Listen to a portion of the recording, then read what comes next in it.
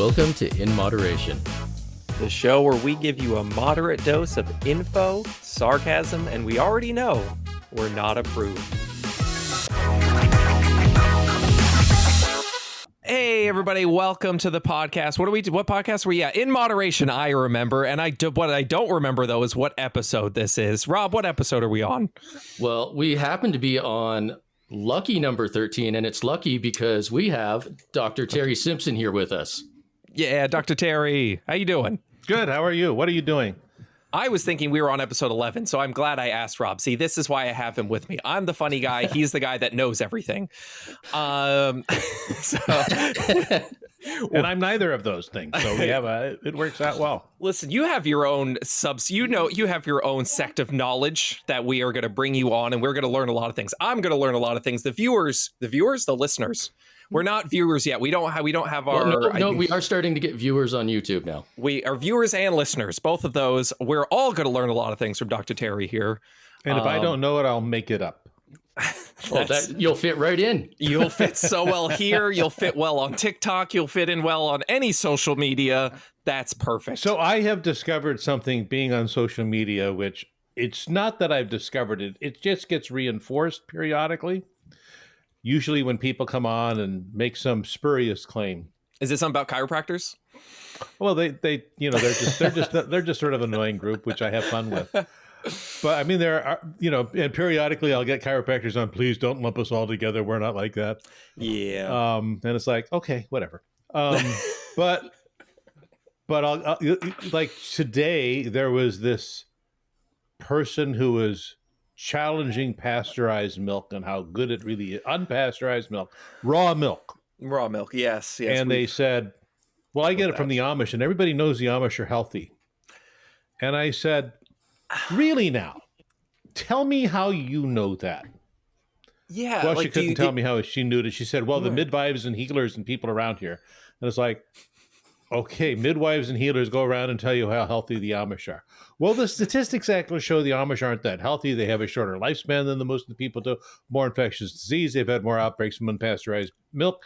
And a number of states, and I don't know what states you're in, have actually made it so that the Amish must sell pasteurized milk to everybody else. So you're probably not getting raw milk. And she went off and said, you have your opinion and I have mine. And it's like, right. Okay. But how many Amish do you see in the hospital?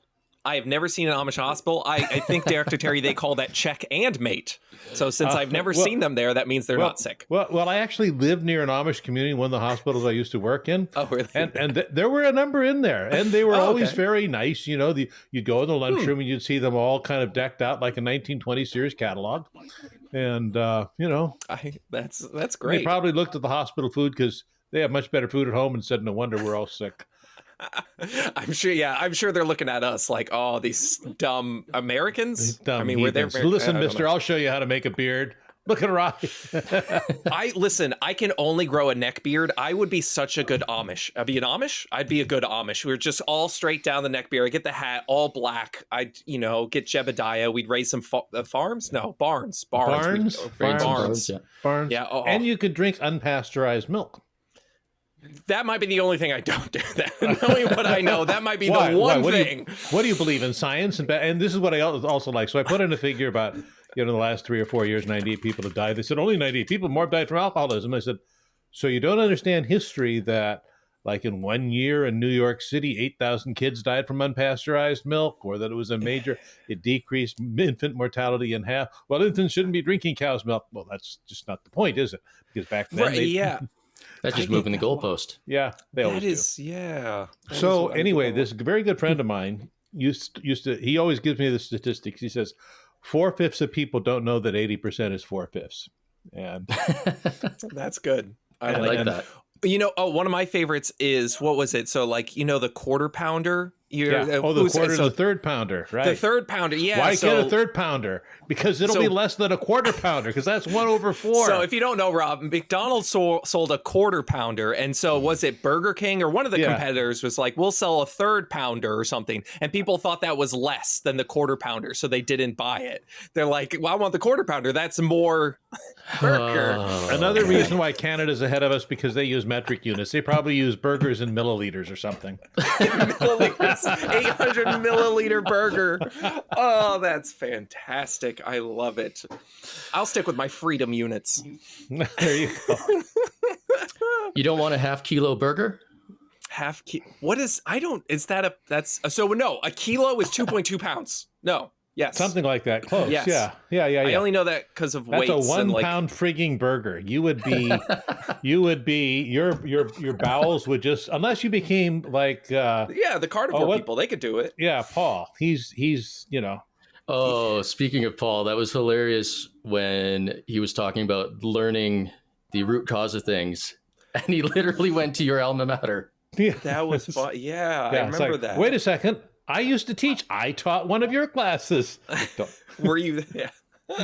Did you even come to class? And then the other one that I like is there's some old film of Paul in front of some TV groups, and they said, "Where did you learn nutrition?" Well, I learned it in medical school. I said, there's that, and then there's this other. We didn't learn nutrition in medical school. Like, Paul, which is it? Just right. I mean, I know you have problems with the truth, but we'd like to know what truth today to listen to.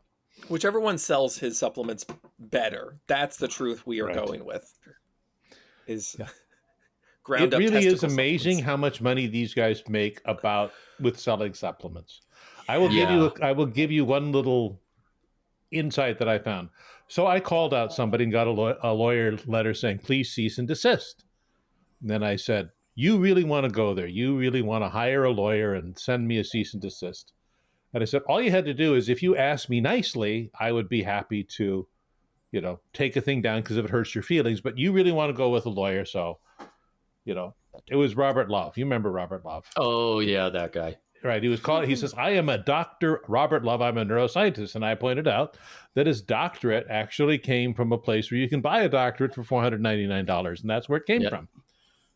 And that guy. Okay. Yeah. I'm with you now. He sells lion's mane. So I said, so he actually came across and called me up and said, all right, I really don't want to get into this, blah, blah, blah. And I said, so how much your legal letter accused me of decreasing sales by $21,000 in 2 weeks. He says, yeah, it was a bad couple of weeks. And I'm thinking, $21,000 of supplements in 2 weeks. That's Holy fantastic. Shit. Yeah. I can't imagine what, like ancestral supplements, with the Liver King and, Paul Saldino. He was getting, I think, $1 million a month, or that's the rumor. Yeah. Paul Saldino, 800,000 a year was one rumor. So, who knows? Yeah. I keep getting tagged in Robert Love's stuff, and I'm like, I know he just loves to send his lawyers after people because he can afford that. So I don't even want to touch it. I don't blame you. It's one of those things where it's sort of like, there's medical misinformation and stuff. So it's easy to say lion's mane works great in rats. And if you want smart rats, you should give them lion's mane. We know nothing about what the supplement does in human beings. And the studies on human beings are not terribly good. And so I like mushrooms. I was going to say, I like the lion's mane actual mushroom fried up in like a pan. It's pretty good. We have here in California, because everything grows here, So I was just up in Ojai at the farmer's market this morning. I love that little farmer's market because it's walkable. You have some of these farmer's markets that are like the Grand Bazaar and they go on forever and ever and ever and sell funnel cakes. I don't have one of those, but they have this guy that sells all these mushrooms and they had a whole bunch of lion's mane. It's not that it's cheap. Yeah, but I'm sure the profit margin in the supplements has got to be massive for just putting in a little tiny pill. Yeah. Milligrams. And he was telling me in his business model, he doesn't have to ship it himself. So there's some central company that slaps his label on it and ships it out. And it's like, holy cow. I mean, That's I smart. gotta, and I keep trying, what can I legitimately sell And it's like, well, at some point I thought about, I'd like to sell olive, because speaking of Mediterranean diet, as we're going to, Yeah. I mean, I thought, wouldn't it be nice to have a nice brand of olive oil to sell people? But then I thought, do I want to own an olive farm? No. Yeah. I figure since we are over 10 minutes into the episode here, and we've been just ragging on supplement sellers, which, don't get me wrong, I do that all day long, so I enjoy it. But since we have you here, we probably should give people some information that is a little useful to them. And I feel like the Mediterranean diet's a good place to start. Sure.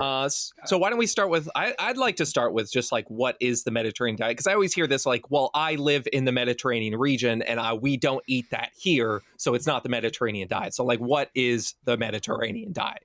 So there's actually a very scientific definition for it. And the scientific definition has a group of food groups in it.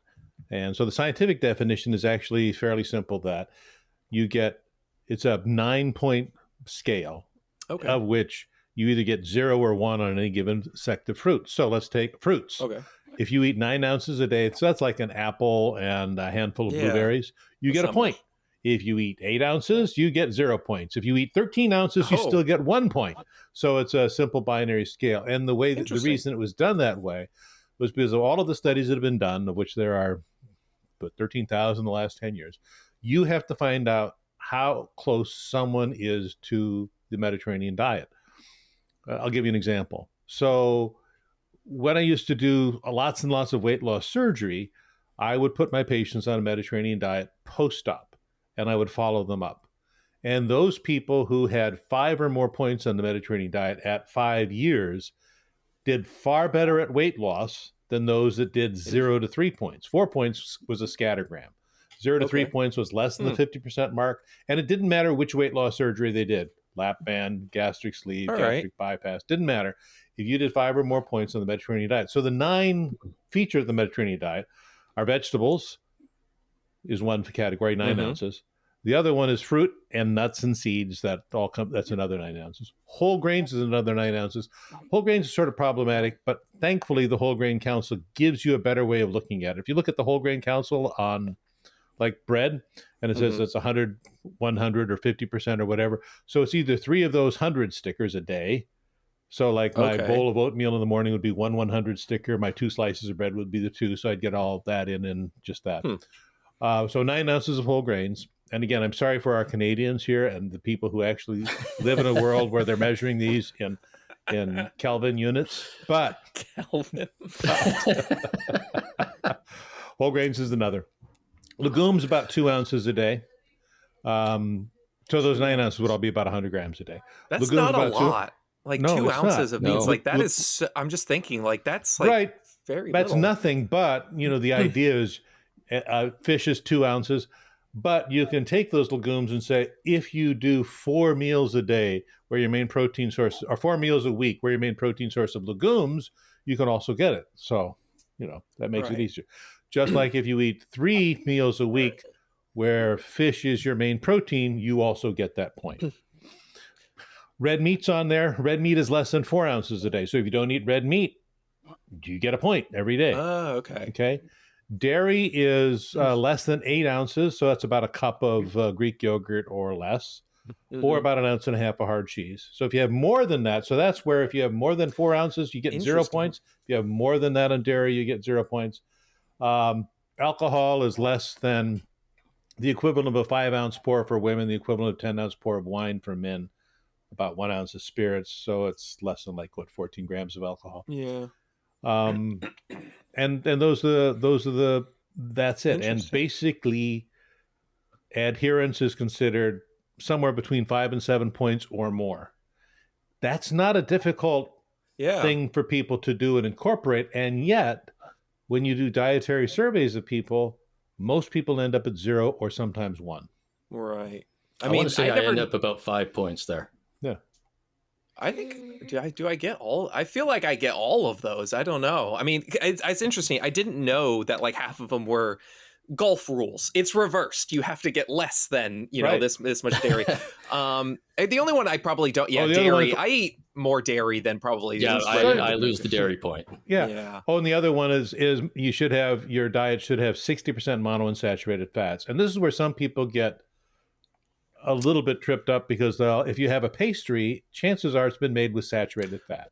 And you sort of have to account for that fat. If you really want to be very technical and precise, and when we're doing people on metabolic wards, or we're doing those sorts of studies, we get that way with people. We generally say, cook with monounsaturated fat, olive oil, canola oil. Oh my God, canola oil, the evilest oil of all. Why would you rapeseed oil? Right. Oh my goodness. Right.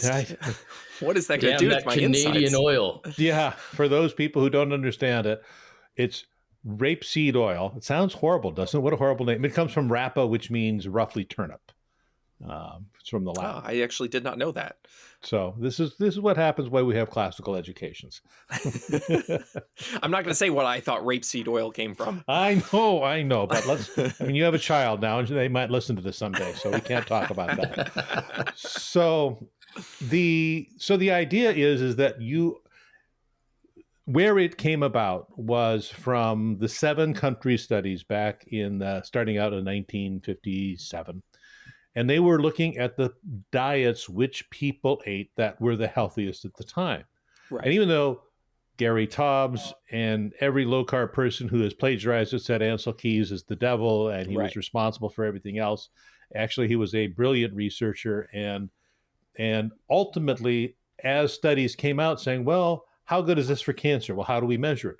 So they started out taking 155 different foods, putting them in, and seeing if they were a positive effect or a negative effect. For example, eggs. People always ask, are eggs good or bad? On the Mediterranean diet, you don't get a point, but you don't get minus a point. They just were never figured in to be They good just or bad. exist. They just exist. Potatoes. You don't get a point, you don't get minus point. They just exist, right? And so it has, and so those were the studies that were done. Based on that, they've done a whole bunch of other studies, like the Epic studies in Europe, where they were looking at cancer and Mediterranean diet, the Leon Heart study, where they were looking at second heart attacks and coronary events in Mediterranean diet. That just gives you the context of how you can measure what you do. And that makes it easy, but it's incredibly difficult, because you take anybody on a standard diet, and you guys are clearly the exception to how you eat. Most people just don't do well on a Mediterranean diet, right? I would assume switching overnight from like a standard American diet to a Mediterranean diet would be difficult, and you'd probably be dealing with like GI upset and everything with just switching over. Like, oh, this much whole grain, like I'm eating this much fiber overnight. Give me more legumes. Oh my gosh, why am I bloated today? And then they'll say they have IBS or they're allergic, or oh my God, Paul Saldino was right. But again, the data is there and it's convincing, and it continues to be constant. The American version of the Mediterranean diet is the DASH diet. Yeah, I remember this one. The DASH diet was developed in the late 1980s, early 1990s.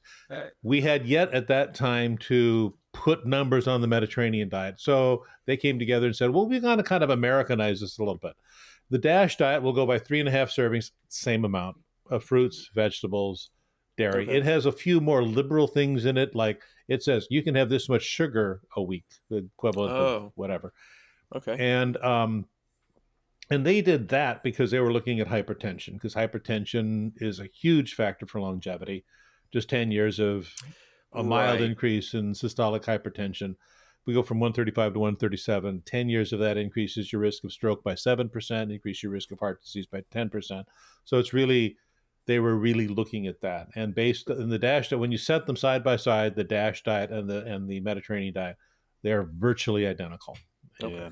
Because isn't the H hypertension? It's like dietary action to dietary approach to stop hypertension. Dietary approach, action approach, whatever. This works. Yeah. And so what they've done with the DASH diet was great, because they did one of the hardest studies ever to do. They fed people their entire meals for months at a time on the DASH diet and controlled the amount of sodium, and saw what their health would do. And those patients who are on the DASH diet, so again, they're supplying all the food. This is terribly expensive studies. They're giving all the food to these people for months. People who are on the DASH diet with 2,300 milligrams of sodium or less, it was the equivalent of one antihypertensive pill, like the equivalent of a lisinopril a day or hydrochlorothiazide a day or Lasix a day or pick your poison. Wow. And so that was a tremendous nutritional find. And they also compared it to, we're going to look at DASH diet versus other people, and we're going to tell them about the DASH diet, follow up how they eat, and then just tell people to eat more fruits and vegetables. And those are still evolving, because for a while they showed DASH was better because it was probably more strict. Recent studies show if you encourage people to eat more fruits and vegetables, you have kind of an equivalent result. So science is never, and as you know, nutritional science is never perfect or complete. It's just always. It takes for all my Canadians out there, the Canadian equivalent is the Kelvin diet. You're allowed to have 3 Kelvins worth of poutine, 1 Kelvin worth of Nanaimo bars. I thought that was just whatever Kelvin tells you to eat. All dressed chips. And we just listened to Kelvin. He says, okay, this morning you're going to have eggs on toast. That's right. So if I'm hearing Dr. Terry correctly, we should be supplying everyone's food in America. Like every day, we just ship out food that has this is the DASH diet. These are the foods you eat every day, and everyone will be healthy. We've solved it. I mean, on this podcast, it's amazing. Now, we have solved the problem. Okay, and good. We're done, guys. We're done. That's it. Nobel No more Prize. podcast. Send it to the 3 of us. You can split it 3 ways. We can figure it out. We're Guys, done. All you have to do is supply everyone's food every day. And what I think is so amazing is that now, as all of us know on social media, you don't hear a lot about Mediterranean or DASH diets at all. You will hear about low carb. You will hear about carnivore. You will hear all of the gym bros say, you got to eat 17 steaks a week. You've got to look at, this is what I like these guys. This is what I'm eating this morning. I'm having 12 eggs, 4 steaks, 16 hamburger patties, and I feel great. And all my inflammation is gone. It's like, the inflammation. How the hell did you figure that out? And none of them believe in the cholesterol theory of heart disease. No. God forbid. It's just a whole other bag of worms. But what you don't see is people out there, except for me, but because I'm kind of an idiot, proposing this because, well, we actually have data. We actually have tremendous numbers of papers. We actually have all of this. And we can't sell supplements because everything's in the diet, which really pisses me off, because I want to be able to sell purified brain matter from pigs that have Kuro or something. You know? So my question to you though is the reason that stuff sells well is my theory, it feels like, is because the Mediterranean diet has been around for a while, right? In terms of diets, right? It's been around for a while. I mean, there's the whole Mediterranean. I mean, you know. Exactly. So we've known about Helen this. went to Troy because they had better Mediterranean food. I mean, come on, it wasn't for the damn king. So we've had it for a long time. We've all known this. And I think the problem comes, whatever doesn't work, it's the same thing with politics or whatever. People get mad when things don't get better. And whatever the current thing is in place, we're like, okay, that's the problem. So we've known about the Mediterranean diet for a long time. No one seems to be getting healthier. So we're like, so that's the problem. Everything we know is wrong. When in reality, we're not following the actual diet. It's just we've known it. It's like when people say, well, do you believe in the food pyramid? And I said, so let me get this straight. Your theory is that if we followed the food pyramid, the last one was 10 years ago. If we followed the food pyramid, we become a healthy and obese nation. Yes, that's exactly correct. And you pull out the food pyramid and say, gee, if everybody followed this, we'd have 12% less diabetes in the United States now. We'd have less hypertension. We'd have less obesity. So I'm not sure what you're saying. If the food pyramid was so bad, you know. Yeah. Clearly, you guys just needed the food rainbow. The food rainbow. The food and the Kelvin. And the Kelvin. And the Kelvin system. Yeah. Don't forget Swiss Chalet, because, you know. And so, you know, it seems whatever's new, just you have to, in order to sell your supplements, your meal plans, your books, whatever, you have to come up with something new. So, and contradictory theories, I should say, are always enticing, right? Everything you know is wrong. Guys, everything you know have ever been told, it's all the opposite. So that's fun. And they have the answer for you. Right. And here's what I have. This is part of that 4/5 don't know 80% is 4/5. When people come at me, as they on occasion do, when I look at their background, they all seem to have some common themes to their background. Chiropractor. Chiropractor, not very well educated, typically from south part of the United States, typically, on right side of the political scale.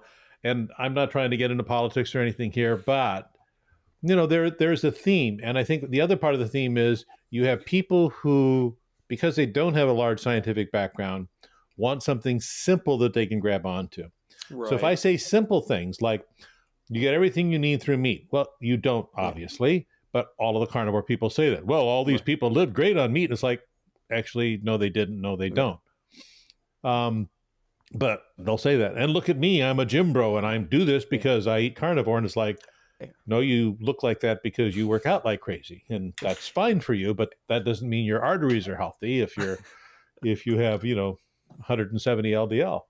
And your eggs contain every essential nutrient you could ever need plus 10 more. Right. So just eat a dozen a day. And I always like asking, so how much magnesium are you getting from your beef? Well, my supplement that I buy from him contains that all the magnesium I need, though. And I think there are a couple of answers. Is number one, people are but they want to be able to understand something in a way, and then they want to believe the government is bad, and then they want to believe that medical systems are bad, and now they have the answer for everything. It's all, you should eat low carb. It was went from low carb to keto to paleo to now carnivore. We've gone through the Not that we want to get political here, but conveniently you said a lot of them end up being right wing. And just recently in Canada, we did a survey of people believing in conspiracy theories. Yeah. And of the people that believed in conspiracy theories, 87 of the conservatives believed in at least one conspiracy We're going to get into so much trouble here. I'm sure you have a large conservative following on this podcast. But I think the thing is that and I do like it and then there's three levels of people who answer you. There are those people who they will believe somebody who's an authority figure, Gary Brecka, who's the guy from Stanford who's ophthalmologist, Huberman. Huberman. Yeah. Oh, is he? Okay, I actually didn't know that. Yeah. Huberman. He's not an ophthalmologist. He's an eye neuroscientist or something. He's not an MD. Or pick somebody, and they will believe whatever the authority figure says. Like Gary Brecka, there's 1,400 things about hydrogen water, and I go, this is really an easy thing to look up. Click, click, click, click. Oh, there's 130, and most of them say there's no problem. This is not an issue. But it's almost like water has hydrogen in it to start with. Most water does. And I like the little hydrogen bottles. You see those little bottles, and I just push this button that's making hydrogen. Well, it's applying an electrical current and disassociating the oxygen from the hydrogen, and it's bubbling out, and you're not getting any benefit whatsoever. If you think you are, because that's not. But go ahead and buy the bottle. Science is such a useful thing. So there's that level. The second level of people are the Google it. I Googled it and found this, right? Now I'm running into people who actually are sending me PubMed stuff. They'll say, so I always ask, show me your PMID. So I have a bunch of people now, here's the PMID, and they'll send, do you want more? And it's like, well, actually, I've read all of those studies. And now the next level you need to get to is being able to analyze the studies. Because when you see a lack of statistical significance or something's done in vitro and it's not done in vivo. Yeah. So at least knowing a PubMed and sending me a PMID is closer to on the right path. I'll take that. At least, for me, at least, I'm like, okay, at least this is a study. Yes, they megadose rats with something and some bad things happen. Right. I got that. Usually they're hyper fixated on one sentence in the abstract. That's true. And they will say, or the title, which is, titles and publications are clickbait, right? That's what we want. Right. And the title may completely be slightly different than what the conclusions are. Conclusions are we need more data, but the title is like the farts cured cancer or farts helped fight cancer. Do you remember that was going around? That was my favorite. You see this, Rob? Where like there was basically one study where they were looking at gases and their relationship to cancer. Right. So people who have more hydrogen sulfide in their farts had less colon cancer. Right. And so people like on like news outlets and like mostly talk shows, like morning talk shows, were like, "Hey, big goose and the hot dog here," and we found out that smelling farts can actually prevent cancer or fight cancer. And it was so funny. They kept calling up the people who ran the study, and they're like, "We want to get you on the podcast, talk about this. We want to get you on the morning talk show." And they're like, "No, like we didn't say that. I don't know how you're getting this." And it was just like that weird game of telephone where each step lost another little piece, and by the end of it they were all just like, yeah, smell your significant other's farts. And yet you'll find that in Google. So anyway, that's sort of these are sort of the levels we get to. And the difficulty, the other one that I like is seed oils. Okay, yeah, of course. So here's my seed oil study of today. I have a Carmen Ghia, 1974 Carmen Ghia. I keep it in what's called a car capsule, which is this inflatable thing around it because, you know, I have a 13-year-old son and there's a bike in the garage and I don't want my Carmen Ghia that I've had since 1990 and recently restored to be nicked up. So I have this car capsule. Well, the problem is that it's a Carmen Ghia, it's a VW. And so I filled it with gasoline last week before I brought it out and brought it home. Now all this gasoline is sitting in this car capsule, the fumes. So when I open up the garage, it's like, all right. I have consumed more hexane unzipping my car capsule and getting that out than I would if I were to drink 1 billion gallons of vegetable oil. You know, I know. It's the hexane.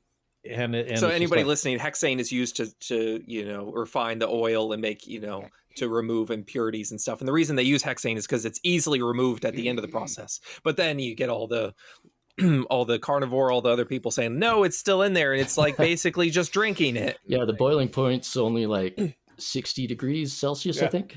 Yeah. For those of you who are in the real world, 60 degrees Celsius. Oh, sorry. Which is 400 degrees Kelvin. Probably, yeah. So what is that in freedom units? Sorry?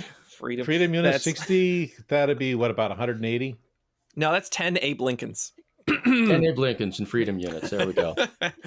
So anyway, so you get those sorts of things, and what they'll say is, look, seed oils have gone up, and so is obesity. So seed oils must be the problem. And it's like, well, it's pretty easy to put oil into snacks, and every snack you have has a high calorie food at every meal. 10 years ago, you were blaming sugar, but that didn't pan out. Now we're blaming seed oils. Right, and that comes back to it, right? It's always, whatever we're doing at the time, it's just like, this is the standard approach. That must be wrong because people are still sick. So we have to change it and we have to try different things.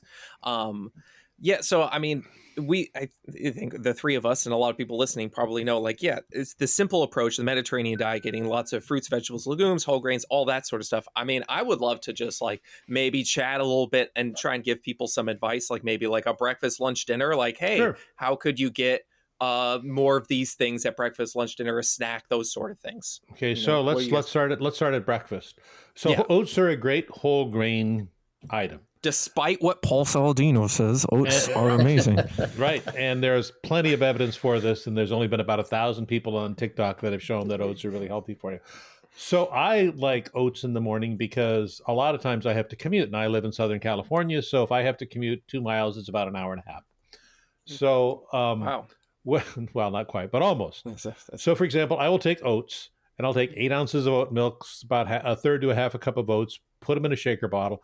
Then I'll add about a tablespoon of chia seeds. So now the oats, I've gotten about 1/3 of my whole grain thing. The chia seeds are part of the seeds and nuts, so I've gotten a little bit of that. I can throw protein powder in there if I want to. I can throw, little bits of dates in there and whatever. I shake it up at night and put it in the refrigerator. And in the morning, all those lectins now are gone. All those phyto whatevers are gone. But it's nice because I can throw blueberries in there, and I usually throw a cup of blueberries in there, and I can drink it on the way as opposed to my overnight oats, which I have to eat with a fork and spoon.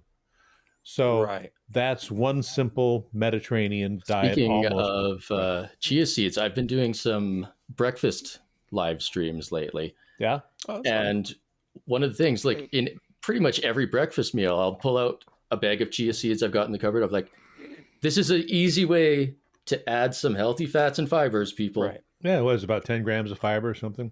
And the other one that I like in the morning is I like plain non-fat Greek yogurt, just because that's what I get at Costco and it's cheap and it's easy. And a cup of that and a cup of blueberries, and that's about 170 calories for breakfast. And I'm full for hours.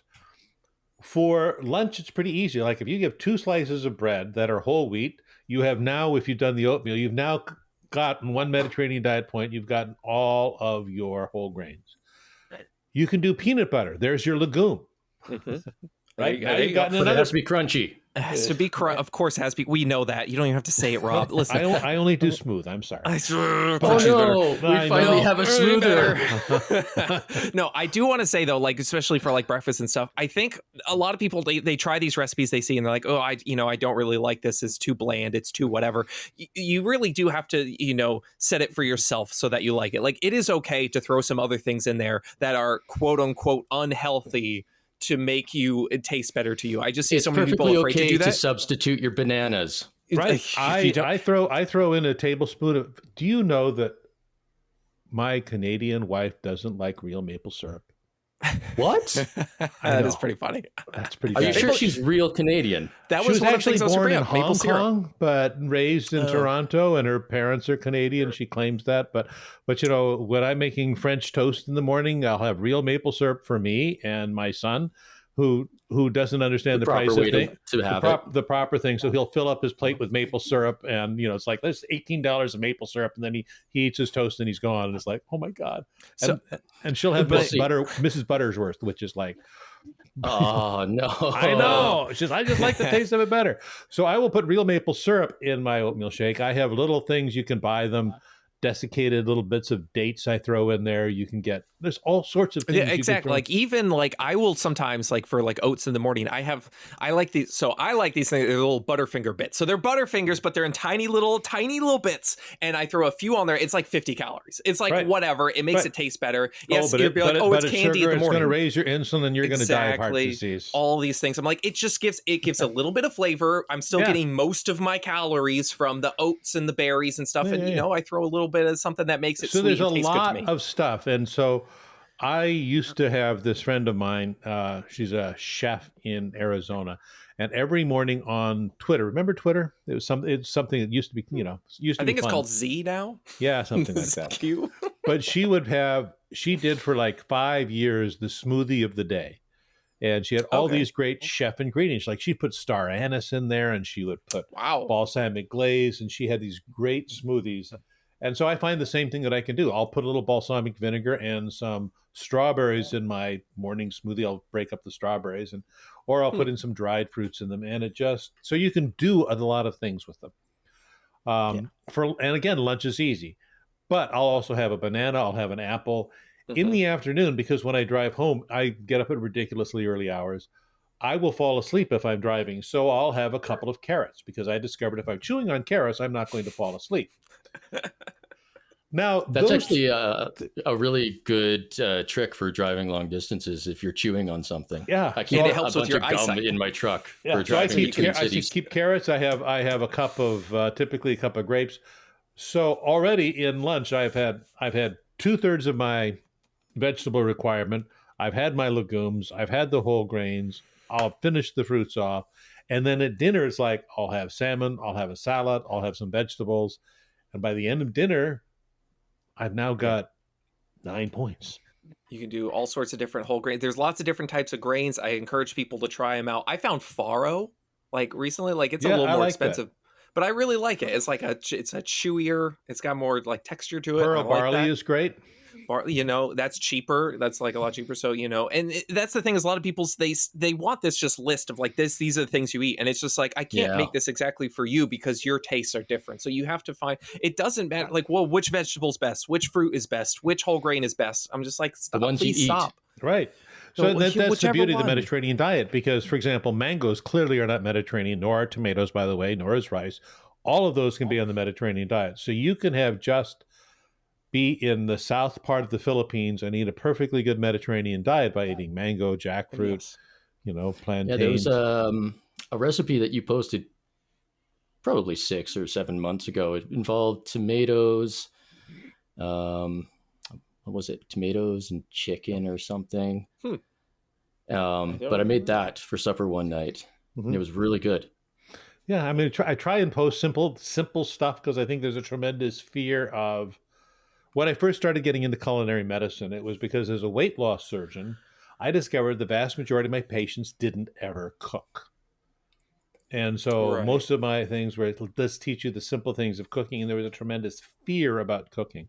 So I've, have all of these very, very simple recipes that you can do in a sheet pan or something. And the simpler that I can make it, the more easy it is for people to adopt it and like it. Yeah. Do you have anything for someone, say someone's listening right now, like I've never cooked, I've never done anything. Do you have suggestions, tips, anything just for getting started? Just at the start, what are some little things you can do just to kind of usher your way into cooking more for yourself? I think it depends on where your fear is, right? Is your fear the stovetop versus the oven? So for example, I will cook, so I can cook a meal for 4 in my toaster oven. And for some reason, that's less intimidating. And for me, it's better. When I used to live in Phoenix, when I'd fire up the old oven, it would heat up the whole house. It was all 120 degrees outside. It was terrible. Living up in the cold parts where Rob is, where, it's already 100 degrees below zero in Kelvin units now. That's Kelvin. It's, I mean, he has the stove on now, and he probably has, someone tending to it right now, one of the little old ladies. Got the wood stove going. Yeah. I mean, he's polluting the earth. I mean, this is why we're having a problem. It's all coal. Right. Coal. All Canada's fault. Blame Canada. Well, we should. But so, for example, you can take 4 fillets of salmon, and it can be farm raised, add a little bit of salt and pepper. Blasphemy. Speaking of maple syrup, you can throw maple syrup on the top. Oh, maple glazed salmon is delicious. Put it into your toaster oven at 400 degrees, and in 10 minutes you have 4 salmon fillets. That's that easy. And I bring it up every time because I need to every time. The frozen vegetables. I keep telling people, it's just so much easier. I love the packs that are already mixed with different vegetables. I just put them in the microwave. You cook them on the stovetop. You cook them however you need to cook them. It just makes it so simple. So, and then I think there's a lot of fear of stovetop cooking because a lot of people have gas ovens. I switched my gas out for induction because, I'm in California and that's what we do. But I like induction cooking just because it's more reliable and safer. But it's just a matter of getting started. And I always sort of feel like once you and I always recommend some of these meal services like Blue Apron. Why? Because all the ingredients are in there and you will learn to make a variety of things and you will get more confident because they supply everything with you. All you need is then there's a bunch, what's fresh and easy. And there's tons of them. Right. Yeah. And they supply you with stuff and you will just learn to do things. And that makes your life easier. When I met the future Mrs. Simpson, she didn't cook at all. And I never expected her to cook because as a bachelor, I discovered that the best thing about cooking as a man was when I had my dates, I never had to ask them if they wanted to come inside because they were already in the house, and so, there's food in there, right? You're going to feed me. I'm coming in. And so she started using Blue Apron in the last couple of years and has learned to cook. And this is a woman who is, TV producer. I'm never going to cook. I'm never going to have children. It's like, you haven't met me yet. But and she's Canadian. But we'll argue about that because of the maple syrup thing. But. Well, yeah, I think that's probably a good point. But I think having those sorts of services and learning to cook from them or learning to cook with some simple recipes that are on any site, it makes it so much easier. America Test Kitchen has a lot of great, simple recipes. They perfected them. You can go online, learn those recipes. Milk Street has a lot of recipes. What I like about the Mediterranean diet is when people have come off of their years on keto and decide, you can have pasta on this diet. You can have whole grain pasta. Look at how easy this is to make. And it's like, oh my God, I can have pasta and lose weight. Yes, you can. And guess what? It's filling. A bowl of pasta is 160, 170 calories. Yeah. You just get some of that edamame pasta. Oh, I love the edamame pasta. It's 40 grams of protein. I always find the legume pastas to be, they break too easily. The chickpea ones break pretty easily. The ones made from soybeans definitely don't, but the texture is a little tougher. Like, so if you don't like that, then whole grain pasta is cheap. Whole grain pasta used to be kind of much more, about 4 times as expensive as regular, and now it's the same price. It's basically the same price. I would say, like, for the Blue Aprons and whatnot, whatever meal service, that's a great like introduction. Like, you don't really need to stay on it forever, but if you get those things, and it just teaches you how to do it, and then you can kind of go off on your own. I learned through just like Pinterest, basically, just looking up like, recipes with this, because that's what I have. Butternut squash. I bought one. I don't know why, but I have it now. How can I use this? And then I just make that, and sometimes it turned out great. The hard part about butternut squash is learning how to open it. I literally have a closet of squash right there. Okay, I love squash. You need a serrated knife for butternut squash, and that's the best. Or that the axe behind you is probably okay for butternut squash. Oh yeah, it's an amazing cooking utensil. But for butternut squash, what I found was the easiest way for that. Some people like butternut squash because if they're on the low carb diet, they want to use the squashes. But hit it a bunch of times with a fork and microwave it for a few minutes, and it's much easier to cut. It's great. But I think that's it. I think it's the fear of food. And here's the other thing I like about cooking at home. I'll come after a 12-hour day of seeing patients and stuff, but I don't have to change and go to a restaurant and wait for somebody to bring me something. I can go home and be in my pajamas and just cook. And it's maybe do some cozy cardio. Yeah. My walking pad out. Yeah, I mean, that's what led to my first child. So I mean, people, I think it's just so interesting with food, like especially like the Mediterranean diet. I understand this. I really do get this desire to want the new thing, because we all want the answer. But like, if it's the Mediterranean diet, the DASH diet, all these diets, they all really have like the same things in common, right? Like they're all kind of have the same foundation. Lots of fruits, vegetables, whole grains, legumes. Monounsaturated fatty acids, monounsaturated fats. Not like much nuts, alcohol. Alcohol in moderation, no alcohol, whatever. And so this diet is definitely not Bobby approved then. It does have things that he probably can't pronounce, but his vocabulary is rather limited anyway. And I just want to tell people, like, I do get the desire to want something new, because people see like the low carb, the carnivore, whatever. And will it work? Of course it will work. I just get this all the time. People like, I lost weight eating low carb. I lost weight eating carnivore. I'm not surprised in the least, because you're just eating just basically meat, and you're cutting out all the refined carbs that you were over consuming before. Any diet that does that will work. Yeah. But so, I mean, we proved that years ago. I co-authored a book called The Beer and Sausage Diet with my friend Evo Terra. We put him on it for 1 month a year for 4 years in a row.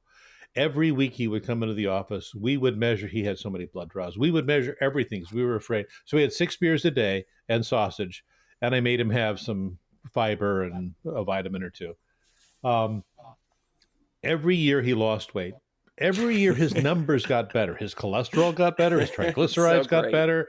Every year his liver function enzymes got better. He lost weight. He might regain a little bit back, but not much.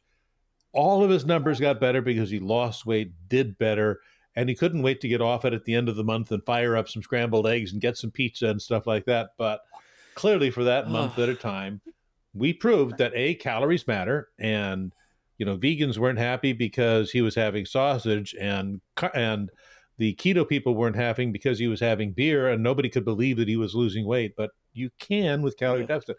It's easier in a calorie. So carnivore diet does it in calorie excess because you're tired. You get sick of steak. You get sick of bison if you're up in the north, or polar bear, whatever it is that Robbie testicles. Yeah, we're not talking about your personal life here. We're talking about food. Keep them. Oh, sorry. Okay. A little column A, a little column B. But I mean, you just get tired of the same thing. You can do it another way by when you eat more things that are satisfying to you, like try eating a cup of broccoli and being hungry. A cup of broccoli is 30 calories. And even though they say how horrible pasta is, a cup of pasta is 160, 170, a cup of rice is 170 calories, you're going to be quite satisfied after that. And the more you're satisfied, the less interested you are. And when you're dieting, you're always hungry. You're always wanting. And, I don't know about you guys, but if there's a Rice Krispie bar around, it's going to be decimated. I'm sorry. It's it's me. Definitely. It's gone. If there's ice cream in the freezer, it's gone. Ooh. But if I'm hungry, somehow I can resist the call sometimes. Right. And so, finding these things like in the Mediterranean diet, adding more of these things into your diet is so much better for long term. And that's what Rob and I keep preaching. It's just like, yes, a lot of these things will work in the short term, but what percentage of people go on diets regain the weight? Almost all of them, most of them at least. Well, you've heard about, maybe you haven't, but one of my favorite holidays is called Fatty Solstice. Fatty Solstice is the day in February when more people go to fast food places than go to gyms. And there's an actual curve, and it's usually the first or second Thursday in the month where people going to gym go down and people going to fast food places go up. So the typical diet doesn't last that long. Now, obviously, we'll see the people, I've been on low carb for 900 years, and look at me. Yes, exactly. But I think that, so the beauty of Mediterranean or the beauty of DASH is it forces you to put stuff in your diet.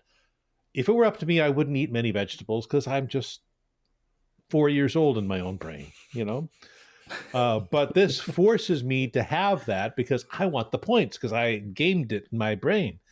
And once you're into wanting those points, then it's like, wow, look, my cholesterol actually, I get my labs. I'm older than freak around here. So I have all these labs checked every year, and all of these things have gotten better being on that diet.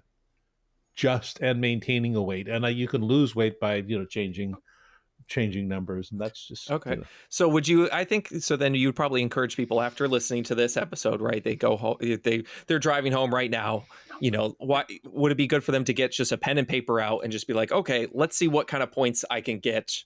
This week, next week. And the other easiest way is get a little gram scale if you're in Canadian, or an ounce scale if you're an American, and you can actually measure things. Like, for example, a medium apple is about 6 ounces, right? 2 carrots are about 6 ounces. Once you have those in your head, you can say, wow, I can game the system to get those things in. Adding chickpeas to your salad will get you that point. And by the way, tofu, I have a tofu press. It is revolutionary. Do you have a tofu press? I get this super extra firm tofu. There's like a special tofu that I get now that is already so pressed. It's like extra protein tofu because it's like super pressed, and I love it. It's the only tofu I'll get now because it's already so pressed. It's like the best. But so I know you already told us what like the 9 things are, but that was like 8 hours ago when we started this podcast, and people have already forgotten. All right, so now they're home. 9 ounces. They've got their. Fruits. You've got your paper out. Yeah, Fruits. Hold on. No, they're getting their paper out right now, Dr. Terry. Hold on. They're getting their paper out right now. They're doing it. I have my pen. Paper? Okay, Dr. Terry, go tell me what the 9 things or whatever they were are. I'm writing them down right now. If you go to terrysimpson.com, there's a Mediterranean diet section. I don't sell anything there, so don't worry. There's a Mediterranean diet section. It has the whole breakdown right there. Okay. I like it. And if you go to my TikTok channel, I think on the pin thing, there's a Mediterranean guide there, and it's there, and it has them along with some ideas. But so it's pretty easy to follow. It's pretty easy to do. Now there are people who say, I don't like fish. I'm allergic to fish. I'm allergic to things. It's like, so you get 8 points instead of 9. Right. You're going to be okay. No, you can't substitute chicken for fish. 2 different things. No, the fish capsules won't do you any good.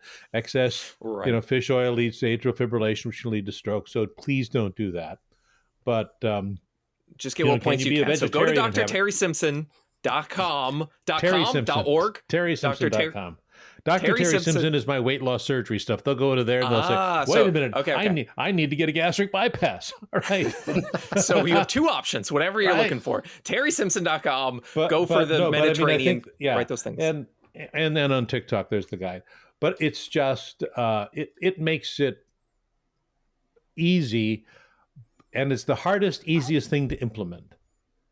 And this is what I've been told. It's too simple. But this is what I've been told from all these patients. It's like, and so what I say to them is this: start with one thing this week. Please don't, start with vegetables. Just this week, make sure you get 9 ounces of vegetables in. Start with that. Make that. And if you need to do that for 2 weeks or 3 weeks, you're still going to be better off by increasing that.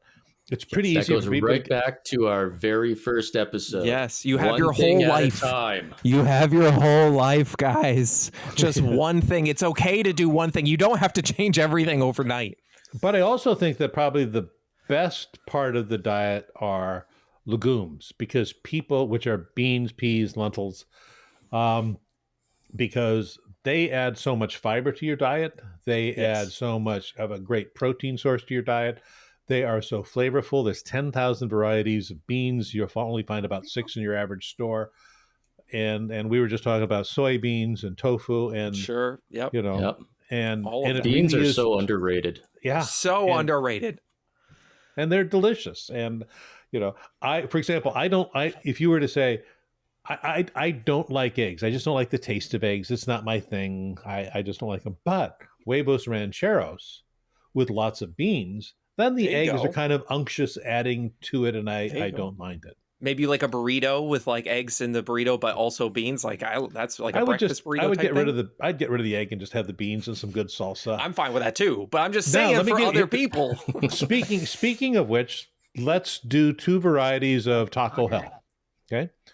The standard American Taco Bell taco is, you look at the taco, it is filled with poor quality beef and a lot of cheese and a smear of salsa. And sour cream. How would you Mediterraneanize that? You would take like a whole grain, shell or whatever kind you want. And you would put in a lot of salsa. Now, there's some great salsas out there, and you can learn to make your own salsa, but there's some great chunky salsas out there. You put a bunch of that in. You would put in a little bit of fried fish or maybe fried shrimp. That's going to get that side of it. And then you will put in some beans. And if you want to put in guacamole, guacamole is a fruit, which is a berry, which fits into the fruit thing. And you can put in a little other beef if you want to, but that's how you can take a Mexican food and take it from a standard American diet. And guess what? It tastes just as good, if not better. It's crunchy. It's delicious. Honestly, that sounds better. Yeah. I would rather go for that myself. Yeah. And that's sort of how the Mediterranean diet works. And anybody who's been to the Mediterranean, now, Mediterranean, 23,000 miles of coastline, 43 different countries, lots of different cuisine, but oddly, many of them are the same. So many of the places you go in the Mediterranean, the cuisine is very, very, very similar. And speaking of how far back, so this is one of my favorite things.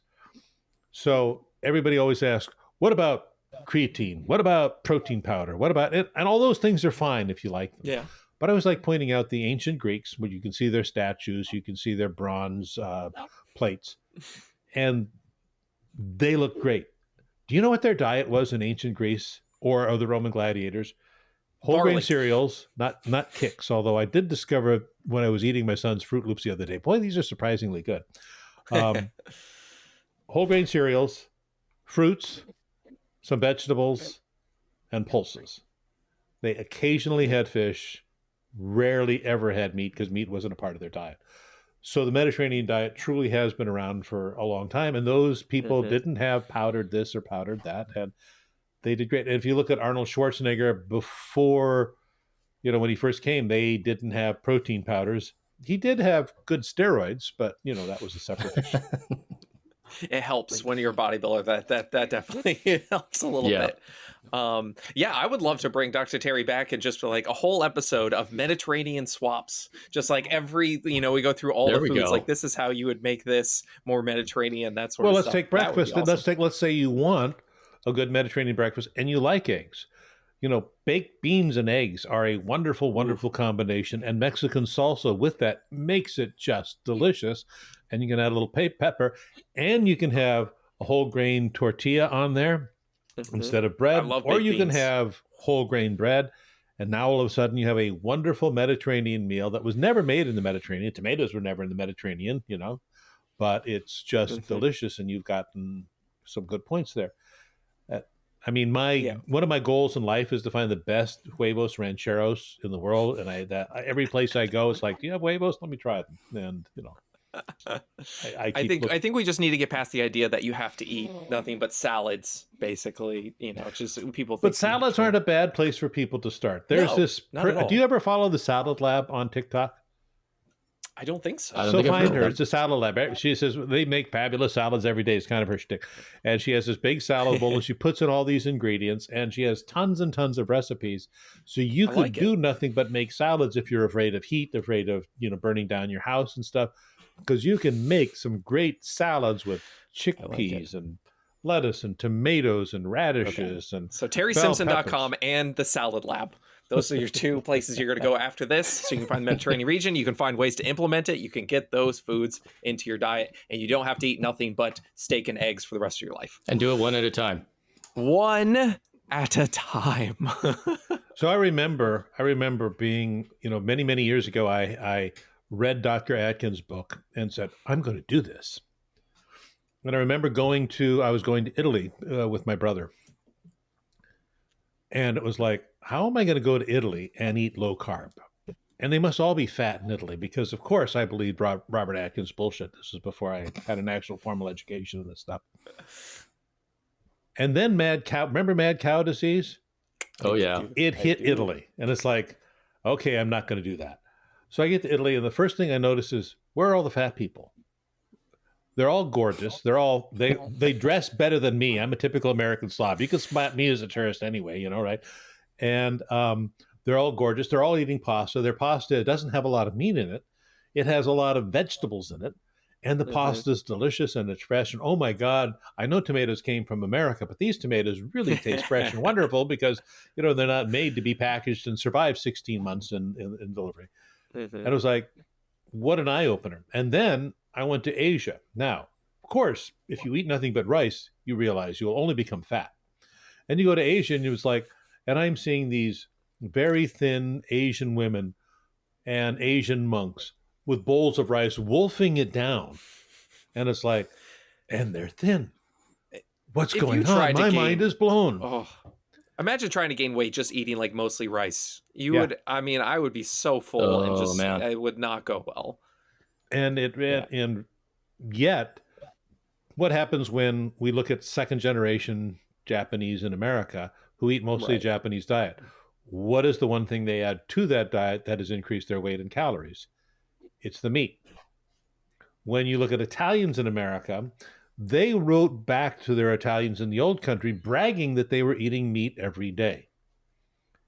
And the people in the old country said, oh, you're not. You're bragging. No, that's like the streets are paved with gold and stuff like that. But meat in America is cheap. That's pretty funny. And what's happened to Italians in America or Asians in America as we add meat? Not that meat's the bad thing, because it's not. But it's just a huge form of calories. I mean, a cup of broccoli is 30 calories. A cup of steak is 800 calories. So it's just changed. So you see a bowl of pasta in Italy. You might have a little meat in it. You'll have a lot of wonderful, tasty vegetables. Tomato sauce. My mouth is watering. My microphone is now filled with saliva. You go my stomach's rumbling. I don't know if you guys can hear that. You go to Olive Garden, and you're going to get 900 meatballs and an endless, thing. And it's like, it's not the pasta, folks. it's not the pasta that's causing you to be fat here. Well, it's also the sauce that has like mostly oil and cheese. Is it seed oils? It's seed oils, isn't it? I doubt they cook with olive oil at Olive Garden. I'm going to be 100% honest with you. I'm pretty sure it's nothing but rapeseed oil. Yeah, or peanut rancid oil. Or it's all rancid. That's oil. Right. Don't get this. It's rancid. Does Paul say anything truthful? I keep waiting. I don't think he has. I mean, he says fruits are good for you. He does like fruits. He does. I get along with that. I think that was after James Blunt came down with scurvy.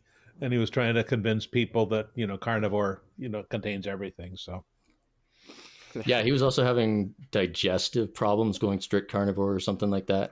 Yeah. Oh, you're not supposed to because you're getting rid of all of those.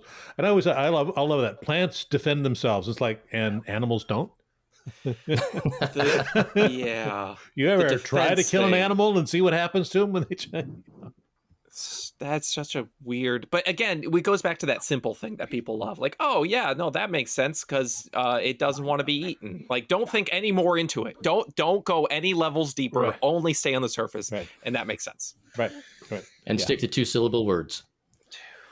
Well, no, you got to say big words, but like people won't know what they are. You just say like, no, this proves my point. and that's it. Like, don't worry about what it is. Like Gary Brecker, there are 1,400 articles showing how hydrogen water is the best water in the world. It's like, Gary, you know how easy this is to look up? But also buy his Analema stick that like restructures the water. The water stick, the magic water stick for $2,000. I love the water stick. I want to, if I'm getting rich, I'm selling a magic water stick. Oh, 100%. the other one I like is methylated vitamins. There's one test you should get. You can get it from me. It's like $600, but you only need it once. It's like, you can get it from 99 or 23andMe for $99 if you're really concerned. And by the way, if you're really concerned, for $12, you can get a homocysteine test. And if it's positive, by the way, we would have probably already known that because we check babies for it anyway. So it's really not a problem for you. Who's Dana White, the guy that he's supposed to have saved?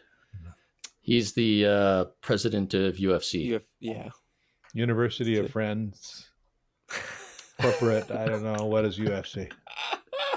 That's where they get in the octagon and punch each other. That's where they get in that ring and they beat the living hell out of each other. That's what that, So, Dana White, that whole thing. Apparently he was supposed to have saved him, got him off all his medicines. And I have people say this and I say, but he's not a doctor. Why would you? Oh no, he told Dana White like the day he was going to die. Like he knew everything. Like it was great. It was a great show. Like if you were watching like a TV show and that was it, you'd be like, yeah, this is really good.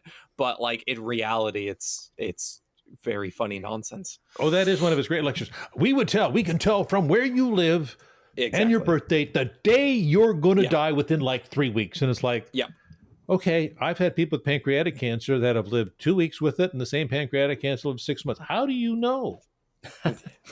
Because he pays when my mother got diagnosed with cancer, they gave her a month. She lasted 5 years.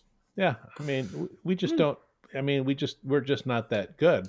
But that's one of his proud things. I'm a human biologist. It's like I love the human biologist so much. I love that. It's so good. I had one person tell me, you don't know anything because he's a human biologist and you're just a doctor. And it's like, okay, that's got me there. So great. Check in, because that doesn't mean anything. You need to pick things that don't really mean anything but sound fancy. You know what I'm saying? You need to have a disease that doesn't harm you, for which you can sell them a supplement that doesn't harm you.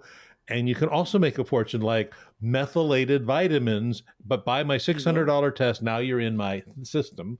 And or fat, the fat burning, like cold plunges burn more fat calories than anything else.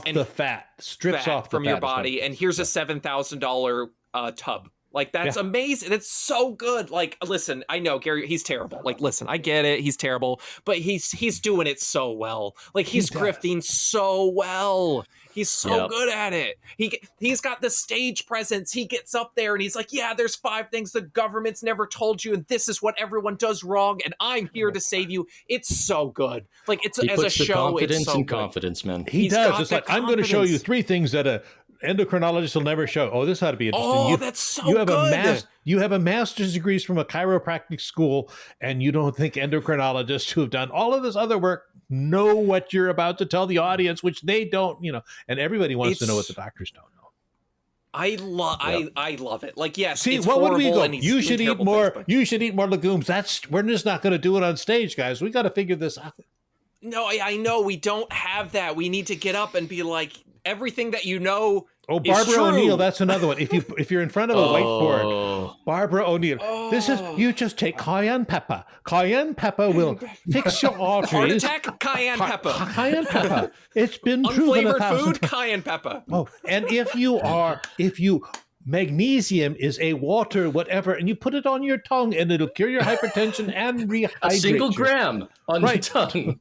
Oh, it's so like they have it, there's these people that are just made, they're born to be grifters. And I know again that they're doing terrible things, but there's a part of me that enjoys them. Like, you have figured it out, sir. You are taking a simple thing that everyone hates and is trying to solve, and you have made something that doesn't help at all, but that doesn't matter. Right. You have made people believe that this thing is all they need. And you've done it. You've sold Billy it so Grahams well. of our age. It's so good. They are the evangelical preachers, the Gary Popoffs, the Benny Hinn's, the people who you are cured, throw away your, yes, you're right. They are so good at what they do. They're so good at it. There's people trying to grift every day, but there's only those select few that are the upper echelon that know how to do it right in order to become millionaires. And you know what? Like, again, they're terrible, but I have to give them like a little bit of the golf clap. Take Liver King. Tinctures. I mean, even though Liver King has been totally shown to, everything came out, and he said, "Oh, I'm sorry, but now I'm natural as fuck," and it's like, "Oh, sure, can I say that word? Sure, you are." It's so good. It's a show. It's all a show, but I do enjoy it. I do enjoy, like, it's just, like, it's fun I've to had watch. people come to me and say, "Well, you don't look very healthy, and I'm going to take Paul Saldino over you," and it's like, okay, you're right. Sure. I'm also like twice his age and have better arteries than he does. But it doesn't matter your educational background. It doesn't matter what you know. Look good, have the stage presence, be confident, sell the solution to common problems, and and if you have those things and you can do it well, you will be. I want to make a whole like TED Talks on how to be a grifter. I think I could be such a good one. I think I could get on stage and get people to believe damn near anything. It doesn't, whatever the highest profit margin is for whatever thing I want to sell, I could do this shit well. The Wellness Way. So the Wellness Way, you've seen them out there. They're always going after me. So there's like 100 Wellness Way chiropractors. They have franchised the Wellness Way. The guy who's in charge of it was the guy who's a very much anti-vaxxer, anti-masker. He said during the height of COVID, if you see anybody with a mask on, mace them. So now he has this huge line of supplements. They get these cute little scrubs.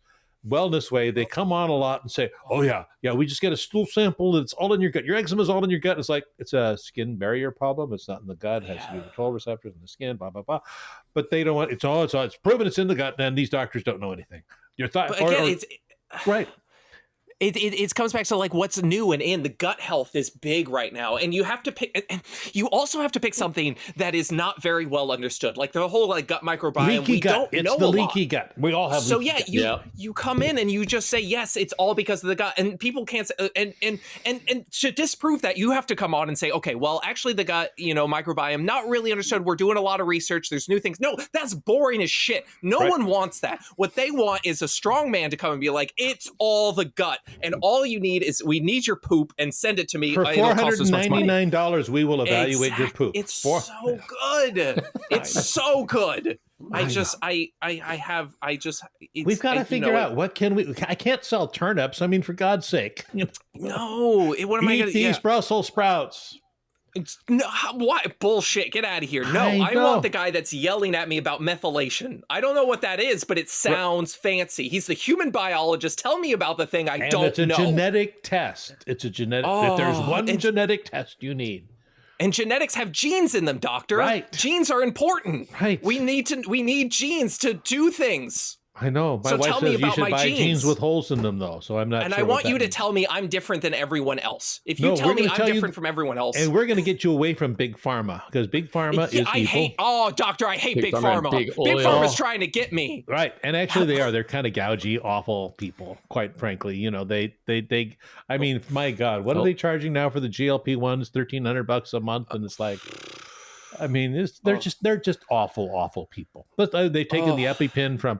So I used to do these kids camps. I used to be the doctor at a kids camp because it was sort of a fun thing to do in Arizona. And I would buy these Epipens to go up there, and they were like $35 to $50 each. And they buy them up because you never know if kids are gonna have a reaction. Now they're like $700 for a damn Epipen. Oh, yeah. Now I just let the kids die. It's far better, cheaper. I mean, works are cheap. Epipens are expensive. I mean, come on. Remember acai berries? Acai berries were the other thing. Remember that? They had the whole multi-level marketing with the acai berries. Oh, they're the best. They're an egg. Buy Mona V. I mean, they finally all got busted and taken down, but it was like, blueberries are better than acai berries for antioxidants, but that's not as sexy as this rare berry. We have to find we have to do jackfruit or something. The superfoods, it's all, and they grind it into powder, and you can sell it as a in a and you don't even have to have that much in it. It could all be lactose in there. It could all be, But like I do, at a certain level, I do appreciate the good grift and the work that goes into it. It's impressive, if nothing else. I know. The other one that I like now that I'm seeing him is another chiropractor, Pompey or something like that. And he draws a circle. This is a cell, and thyroid has to get into the cell. And then he has to scribble around here. This is inflammation. All the toxins cause inflammation. Thyroid can't get the cell. I'm thinking, that's not how cell biology works. You know, the props to you for doing this. So the feel good system. Like I see them all the time with like the sugar cubes and whatnot, and all these things. One sugar cube is all you have. Exactly, and here's your insulin, and they go up in the time and down. Right. And people in the comments are always just like, but they're always just like, I'm a visual learner. Thank you. This helped me. I'm a visual learner. I need to see things. I'm like, oh God, they got you. They got you. $199 a month for Metamucil and yerba mate tea. It's brilliant. You have to admit, it's brilliant. It really is. It is. And they have the whole backstory. Do you remember what happened to Rexall drugs? Oh, I remember Rexall drugs. What happened? Oh, and it's in the PDR. You know, the PDR is bought and paid for by anybody that can put anything in it. But we could put something in the PDR. We could put beets in the PDR. Oh, let's do it. We missed our chance. We could. We got that. We already started off on the evidence based. It was all wrong. We made the bad decision. But seriously, if I were to do anything, it would be like, why don't I sell olive oil? If I can find a great olive oil, the problem is it's way too much work and I can't do it. I just have to do it. That sounds like a lot of work. I'd rather just sell pills with mostly maltodextrin in it. Yeah, that would be good. And it'll fix. We need to find something that will fix leaky gut, which, when humans have it, they call me and I take out their gut. But that's the separate story. I say let's keep it simple, guys. Prop blend, lion's mane, like whatever. Put as many things. And we got to make a gummy out of it. You got to make a gummy out of it. We'll have a gummy version. We'll have a pill version. It's a shake version. Got to have a shake. 1 milligram of each thing. 1 milligram, so we can just say we have 5,000 milligrams and 5,000 things in them, and it's going to be. And on the high level, you have the AG1. Remember the AG1 green powder stuff? Oh, yeah. It's a little and say higher that level. It's third-party tested, but don't link to any third-party testing. We can test it. I'll test expensive. It. I'll get it tested. Look at this. It's pure. Yeah. No seed oils allowed. Put it through a urine test. All right, guys. Well, that was the last episode of In Moderation. We'll be changing our name next week. I don't know what it is, but we're calling ourselves the Grifter Threesome, and we are going to sell you the cure for everything that ails you. You're having trouble with your husband, wife, spouse, whatever. It's all in your gut. It's all in your gut, and it's all in the pill is the solution, and we'll have that. Don't worry, gummies will be soon. It'll be pills first. We'll get a gummy later. Don't worry about it. And we have this ancient tea from Tibet that nobody knows about, but it's been an Eastern medicine for years and cures everything because, they don't get cancer in Tibet. We're kind of losing. Dr. Terry, we're losing you. That's all right. I've been lost for a long time. I think. We're losing the video too. I think maybe at the end here we should have Dr. Terry tell us where to find him so we don't before we completely lose him. Dr. Terry, where do we find you? You can find me on TikTok. And TerrySimpson.com. Yeah. All right, guys, it's been fun. We just need to get on Gary Brecka's bandwagon and we'll be fine. He'll hire us, I'm sure. We'll get a new name. It'll all be good. We got this. See you later, everyone. Liam for the pretty face that we can put up on a pedestal somewhere. Right. Oh, I got the confidence too. You guys don't even know what's going to be sold to you. You literally don't know because I'm not going to even put it on the label. All right, guys. Let's all make some money. That's what we're on now. Cha-ching. Goodbye.